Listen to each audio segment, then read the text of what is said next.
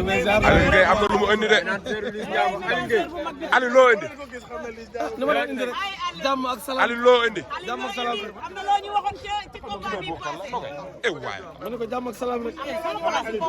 mais ziar nañ la. waaw yal na yàlla nangu ziar. yaa ngi am jàmm. waaw sant yàlla lu bees. sant yàlla bu baax. yaa ngi cool. waaye tranquille. gars yi préparé leen ñu waxtaan ak moom téye leen micro yi. en attendant ñu mel ni koy xaw a nuyoo ak Alioune Gueye. Gueye Ndioro ba si bàcc loolu Gueye Gueye dugub ban la ci. bu la ci ne. ah. Mourou Seck nekk ñëween. dégg nga loolu. Alioune tey luñ mën a xaar. ayca micro yi pare na jàmm rek tey xam nga tey ñu xaar da nga direct te ñu nuyoo micro yi daje. tey dañu ñëw rek tey la suñu premier face to face. fii waa ji promoteur mooy présenté ay affiche am rek. jeex na mais waa ji li ma gan gi li ma booleeg moom digg géew ba la. digg géew ba la fii jàmm rek a fi am. mais dañoo dajoon ñoom ñaar 2STV. waaw ku ci nekk am contrat ak beneen mbër. Liss Ndiago ñëw këpp lekkatu ki nga xamante ni mooy. Ada Fass tey contrat dox seen diggante ndax loolu tey yéen a ngi koy bàyyi xel. non yooyu yëpp dara du ci am jàmm ak salaam moo ci am. xam nga ñaari xale yooyu. yàlla daa def mu nekk Messi ak Ronaldo. monsieur Chris. waaw ñoom ñaar la. léegi nag tey mënoo bëgg lamb bañ leen. doo si bañ kenn ñoom ñaar ñëpp foog nga bëgg leen. donc ñoo war a am fulla ak fayda xam li ñu yor mooy lan. seen morom yaa ngi fi ñoom ñoo jëkk génn. donc dañ ñu wane fair play ñoom ñaar ñëpp. buñ demee ba ci digg géew ba nag. foofu moom lu leen neex lañ def. mais fii moom fair play rek la ñuy wane incha allah. incha allah macha allah mais tey Ada Fass dafa génnoon communiqué ci digganteem ak Liss Ndiago ñëpp ne nawloo wut Liss Ndiago ne bu ma Liss Ndiago daanee ay pion laay naan ci arène nationale bi dee tey wax jooju xawul am lu mu def ci yéen. loolu waxu mbër la rek. xam nga loolu musiba la ci moom. Liss mos ku koy tëkku. moom musiba la ci yow. te lamb ji dégg naa chroniqueur yu bëri ñuy xalaat xeex. lamb ji du am xeex.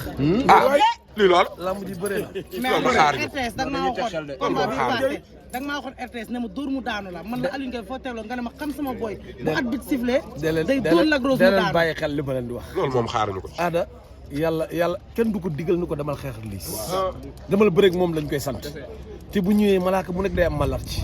waaw ñoom ñaar bu ñu jàkkaarloog di nga xam ne kenn ki ñemewul moromam. mais est-ce que Liss dina bëgg bëri. njool ak njooloor duñ benn ndaam ak ndaamaar duñ benn. walaay dëgg la. Liss du moroomu Ada Fass. du ci bëre. du ci xeex du ci dara. duñu benn ñaari mbëri duñ benn. Ada MMA takk leen li ma leen wax. Ada MMA ngay waxal de. fit ku ne mën na ko àbb. MMA nga wax de ñun làmb la ñu wax. kon Ada dafa àbb fit. bañ a daje ci digg géew bi. Ada dafa àbb fit. bu ñu dajee ci digg géew bi di ngeen xam ni. Ada mi doon wax ak Ada mi duñ benn. waaye man kii. xam nga ne ngeen mooy Ada Ndakaaru. man nag Liss Sénégal la. Liss Sénégal ba pare moom min Ndakaaru boole ci. waa soo boobu da ngeen génnee tay. ba pare moom min Ndakaaru boole ci. min Dakar naka Youssou Ndour waxee woon. xam nga ñaari xale yi. waaw. lamb dëgg xam nga ñu si bëri dañuy misé wu ci Liss dafay xeex. lamb ji nag dama bëgg mu indil ma xeetu bëre. gisuma dëgg. nangul ngeen ko xeexam noo bëgg ngeen nangul ko bëreel. mais dañoo Ada ku bëreeg moom di ngeen xam ne Ada ñun ñëpp nangu ngeen ko mën a bëreel macha allah. jour boobu di ngeen gis mbapat parce que xam naa ne gan gi mën nañu cokkaas si xeex. mais day wori. day wor. naar loo xaw a def benn remarque ci Liss Ndiago. depuis ba mu génnee ci Tafa mbër képp mbër bu mu dajeel ñu ne moo xaw a sàcc Liss Ndiago doole du bëgg a jàppanteeg moom te ñenn ci chroniqueur yi nee nañ est-ce que Ada Fass sàcc Liss Ndiago doole. même bu gis nga même Ada bu ko sàccee doole lii sa dàq bëre moo ëpp fit moo gën a miin géew. daf ci am solo. gis nga làmb mbooloo kenn du ko ñemee da nga koy miin. te yàlla may na ko moom dafa miin géew miin mbooloo. boo ko indee ci biir géew mbër mu nekk indi naa la ci biir géew. mais moom boo ko indee non tegal sa ataaya nga naan. leen ko sant da koy def. da lay koy defal bul sax sonn. Liss ak Ada coolee bare rek coowu supporters yi parce que actuellement ñoom seen génération bi génération dorée la. nga ni Liss Ada ay Diop 2. xale bi soog a xew Prince ay Anaconda. ay Mor Kankan génération dorée la. ñoom nag ñoo war a xam seen bopp xam li ñu yore lan la. léegi ñoom génération boobu. ñoo war a xam ne ñoom xaalis moo nekk seen yaram. nañu am fulla ak fayda bañ nangu kenn yàqal leen. dëgg la. donc supporters yi nga xam dañuy yàq leen dong lañ leen sant nañ toilette ba naaj. ñëw faral seen mbër si jour ba. affaire bi du fii ñaari mbër dañ leen fay pour ñu xeex. mais ñoom supporters fayu ñu leen. te nee naa leen gis ngeen force de l'ordre yi ni ñu taxawee. nee nañ ku ñu jàpp dañ lay déféré. te man gëm naa ne ku ñu def boo déféré benn nit. famille entière nga déféré. parce que xale yi nga gis yëpp ay soutien de famille lañ. donc xale yi nañu bàyyi xel ci loolu. nañu bàyyi xel ci loolu bu baax a baax. mais balaa ngay dem daam loo waxoon ne ñaari combat Liss Ndiago dajeeg roi des arènes combat bi ci la bokk wala des na yéen. bii rek la woon moo ci desoon. ah ne woon naa la teel naa la ko wax. ne woon naa la ñaari combat moom ma dese ma bëre te boo bëggee sax man la décembre laay bëre gan bi. waaw incha allah décembre dinaa bëre ak Modou. kon kan waaw loolu lan la dañu jël avance wala nu mu demee noonu. avance duggul dara duggul mais Modou lu mu wax dafa leer te Modou ku ko xam-xam ni homme de parole la. ah ku am kaddu la ku moom kaddoom la. nee na jeune bi gën a méritant dinaa la may chance. ne woo teeloon naa leen wax ni leen ñaari combat moom ma dese ma bëre couronne. bëre naa ak Lac bu ma paree ci Lac maa ngi ci aada bu ma paree ci aada directement parcelle laa jëm. bëre ak Modou ci yan circonstance lay demee par rapport ak combat bi. non mais Modou moo xanaa xamoo Modou moo neexal combat bi. Modou moo jox pën ci combat bi. moo génn mu ni man xale bi gën a méritant laay may chance. waaw dootu ma may revanche parrainage yi ñu ma jotoon bëreel. waaw léegi nag sa waay nag bu ma neex na baat jant bi sonna. wallaay dëgg la. ñaari xale yi nag. acca ku si nekk na nga teg jeexal de. ah te sama njaago bii. pare na dëmb. tiitoo ci poids bi. tiit nee naa la mbër moo ma sa indi ci làmb mbër mi moo ma gën a moo ma gën a dalal xel sama xel. waaw du mbër mi nga xam ne day tiit wala muy raf. waaw boo ko indee ci biir géew du sens nettement que ni waa ji mi ngi ci biir da ngay jekk baag sax di ko sonde ci yenn affaire yi di ko xool. mais da ngay xam ne ba tey mi ngi fi. da ngay xam ba tey moom mi ngi place am. amul pression zéro pression man dama naan kii dof la. Liss dama naan dof la. amul pression. mais ku ne Aline Gueye wax Gaston Production. ñu dégg ay information démb ci combat bi nga xamante ne moo waroon am le 29 juin diggante Reug Reug ak Boy Niang ñu dégg ni Reug Reug mënatul a bëre le 29 juin en tant que koo xamante ni am na lu bëri lu mu xam ci Gaston Production yan leeral nga ñu ci mën a indi. waaw xam nga nag rumeur dafa bëre. ay rumeur dafa am déggoon ngeen fi ñu ni Boy Niang dafa blessé mais des fois gars yi duñu sos mais dañuy yokk.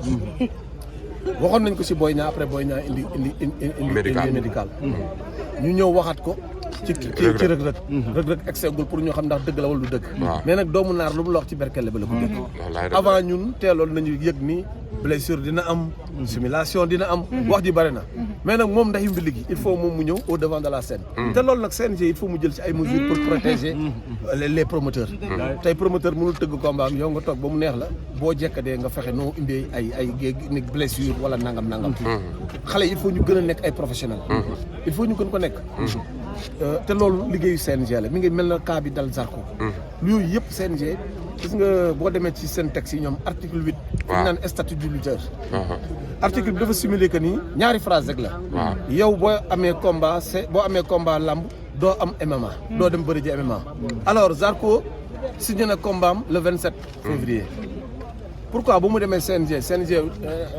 légaliser combat bi dañu bañ a waroon bañ ñu ko attends yow démb yow signé nga combat démb MMA tey bu ñu ko defoon xëy na coow li du am mooy benn ñaareel bi moom ñoom affaire kaawo la ñuy xalaat moo tax ñu ñuy bañ lii di am parce que boo kaawoo da nga war a toog 3 mois mais il faut CNG aussi xam ni dafa am ñaari kaawo yu am am na kaawo bi nga xam ne dinañ la dóor léegi nga daanu jógaat nekkat sa jàmm parce que si point lañ la dóor am na kaawo bi nga xam ne da ngay xëm kaaw boobu nag moom lañ lay wax ngay toog 3 mois parce que kaaw boobu yow tu n'es pas conscient kaaw boobu mooy toog ay 3 mois léegi CNG na ni ku jëlati combat MMA distance bi na mat 4 mois wala 5 mois bu ko defee comme moom 3 mois la soxla moom bu jëlee 5 mois li mu bëgg dina ko am mu bàyyi xale yi ku si nekk nag discipline bi nga bëgg dem defi nga defi ko mais tey mënoo ñëw forcé nga nit nga ni ko par la force benn discipline rek ngay def doo def beneen discipline loolu mënul nekk te tey Zarko bu ko neexoon tey mu combattre ba pare buñ ne ko dañ laa tere MMA mu ne kickboxing laa doon def parce que règlement bi lu mu wax MMA la tudd warul woon tudd MMA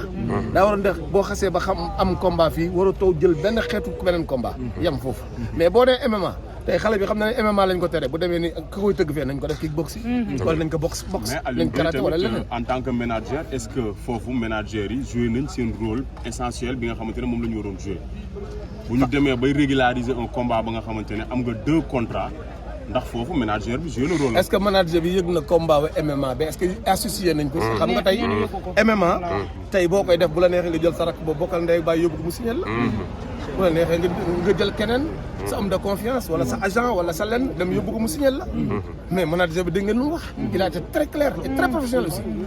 waaw moom li mu wax leer na yëgul tinul moom li mu yëg CNG licence CNG la xale bi am bu dee CNG yëg na boobu mais bële yëgu ko lu mu wax leer na donc manager amul ci benn part de responsabilité texte ay doomu aadama ñoo koy defar nañ toogaat ñu def toilettage ci texte yi xool lu ci baax ñu jël lu ci bon ñu xool nan lañ ko améliorer donc ñaari phrase yooyu warul yem foofu dañ ko war a yokk gën ko améliorer am na seen beneen article bi nga xam ne mooy article 33 boobu aussi si ñoom la nekk article boobu aussi li mu suble mooy entraîneur yu bare xamuñu ko tey sa mbër bu nekkee ka en danger di bëre nekk en danger arbitre bi souffle arrêté wul combat bi su la neexee nga jël yow serviette bi nga yore nga sànni ko ñu arrêté combat par force loolu entraîneur yu bare xamuñu ko des fois nga gis benn mbër bu ñu dominé gaañ ko arbitre bàyyi muy kon ne alors que yow xool nga ni physiquement sa mbër yàqu gaañu la mais sànnil mouchoir ñu arrêté combat bi mu jeex mais yooyu yëpp tey entraîneur yi ci bare yooyu dañu ko war dem gëstuwaat bu ñu defaree ay textes jox ñu ñun nañuy jàng textes yi xool lu ci nekk ba kenn du mën léser sa mbër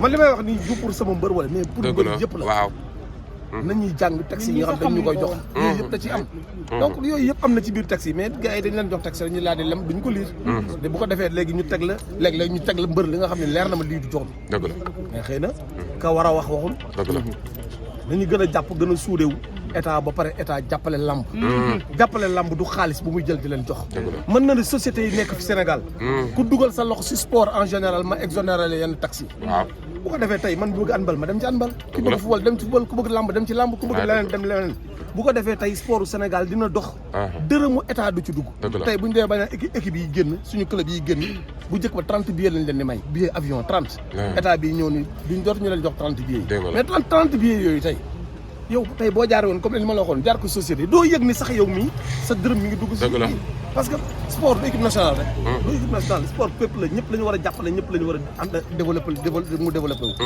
bu ñu bañ a am complexe lamb mooy suñu cosaan mooy suñu sport national am na ñu bëri ñi nga xam ne nag tey bu doon seen sago lamb tey lay yem tey lay arrêté léegi nag ñun ñëpp ñooy ànd xeex loolu ñenn ñi nga xam ne bu ñu nekkee ci micro di wax ay musiba bu ñu leen jox suñu micro parce que leer nañu ñii li ñuy wax luy rey lamb la musiba la luy gaañ lamb la bu ñu leen jox micro yi ñuy waxal la nga xam ne dañuy xeeb lamb soo ko liggéey yow defaraatal defar bi ngay def parce que suñu métier la ñun ñëpp ñoo siy jariñ journaliste reporter mbër manager ñëpp ñooy jariñu si lamb donc bu ñu nangu ñun ñëpp ensemble bu ñu suudee woon ne ensemble kenn mënu lu ñu daal yàlla na yàlla dolli jàmm jërëjëf Gueye Ndioro ba si bàcc Gueye dugub